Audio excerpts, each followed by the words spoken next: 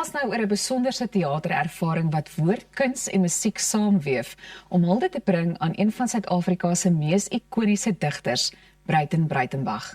Die aktrise Rolanda Maree, wat in die produksie die rol van Bruiten se dogter, Daphne Bruitenbach, vertolk, is hier om ons alles te vertel.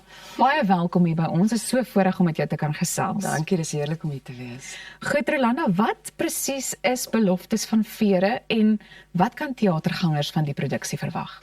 Ek dink wat mense onmiddellik bang maak as jy hoor dit gaan oor gedigte en Bruiten Bruitenbach. Veral as jy nie iemand is wat lief is vir gedigte nie, gaan hulle ook nie, ek sê dis om te sit en luister na woorde nie, maar hierdie is so spesiale produksie want dis 'n kombinasie van ongelooflike musiek, 'n kombinasie van woordspel en dan ook hierdie pragtig geweef met hierdie pragtige eulogy wat Daphne Bruitenbach geskryf het vir haar pa, wat sy gelees het by sy begrafnis. En Anna Davel was daar en sy het hierdie eulogy geluister en sy het gegaan, ek moet iets hiermee doen. En sy het besluit om hierdie produksie bymekaar te sit van musikante en akteurs en dis 'n baie spesiale kombinasie van talente en dit was nog nie eintlik van tevore gedoen nie. Alexa Straggen het dit moontlik gemaak vir ons om dit by Aardklopfees te doen en nou by die Afriforum Theater. En ons almal sê die hele tyd, wat kan mense dit noem? Want dit is nie musiek nie, dit is nie net die woordkuns nie, dit is iets heeltemal niets en dis iets vir almal. Dit is goed om te hoor en ek dink, jy vertolk nou die rol van Bruiten Bruitenbach se dogter, Daphne Bruitenbach. Vertel my net so 'n bietjie, hoe het jy voorberei vir hierdie baie persoonlike rol? Ek dink ek het baie gaan oplees oor haar, ek het baie waar ek kon YouTube video's kon kyk en so, maar wat vir my opvallend was en die mees opvallendste van hierdie karakter of hierdie persoon, dis eintlik maar net 'n verteenwoordiging van haar, is die geweldige liefde wat sy en haar pa vir mekaar gehad het. En die ding wat hierdie produksie so spesiaal maak, is die feit dat jy kry so 'n blik in hulle wêreld, omdat hy so 'n welbekende, groot, reusagtige mens is met al hierdie, ek meen, die hele wêreld weet van hom in die literêre bedryf. Is hy op die einde van die dag maar net die pa van hierdie dogtertjie. En daai gedigte wat hy vir haar geskryf het, en ook omdat ek nou 'n ma self is vir my die mooiste om te hoor wanneer Eben Genis dit opsê, of wanneer daar gesing word daarvan. En dit is wat vir my so mooi is hierdie baie delikate verhouding wat hulle met mekaar gehad het. Sure. Ja. Nou, Bruiten Bruitenbach se werk word dikwels as kompleks of dalk uitdagend beskryf.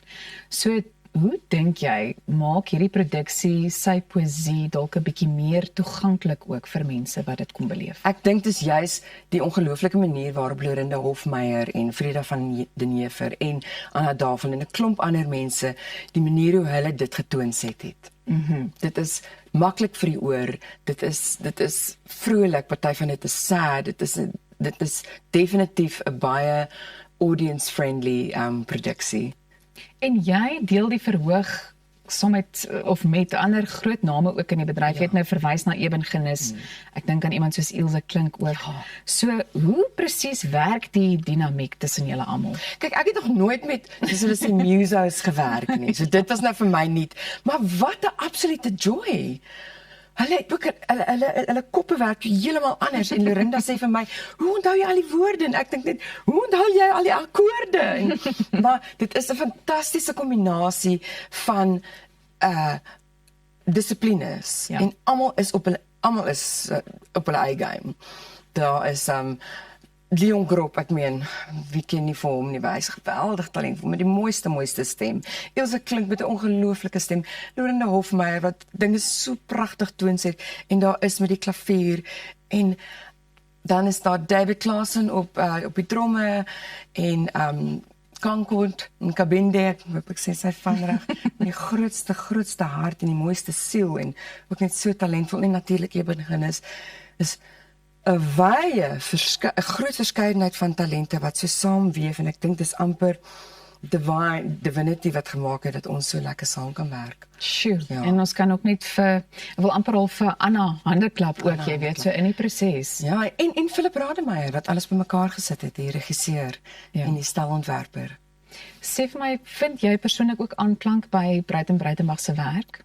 Kyk, ek is ook van Wellington oorspronklik en hy is ook van Wellington oorspronklik en hy het baie oor Wellington geskryf en so ek het van kleintyd af was ek al baie bewus van hom, van sy werk en ek voel so 'n bietjie nader aan hom as ander mense want ek van hy skryf vir Wellington nou weet ek presies wat hy bedoel. En terwyl ek drama studeer het ons natuurlik ook baie van sy werke gedoen. Plus hy het ook by UCT waar ek drama studeer het gekom en vir ons 'n paar klasse aangebied wat ongelooflik was. Ek kan net dink. So dit is vir my baie spesiaal om deel te kan wees van hierdie huldeblyk. En dit is 'n baie ander tipe huldeblyk as die gewone een. Want ek vind dit is baie delikaat. Jy maak ons net nuuskierig, dis al. Waar en wanneer kan ons kaartjies bespreek? Yes, ons is by die AfriForum Theater hier in Pretoria en ons het nog 5 vertonings.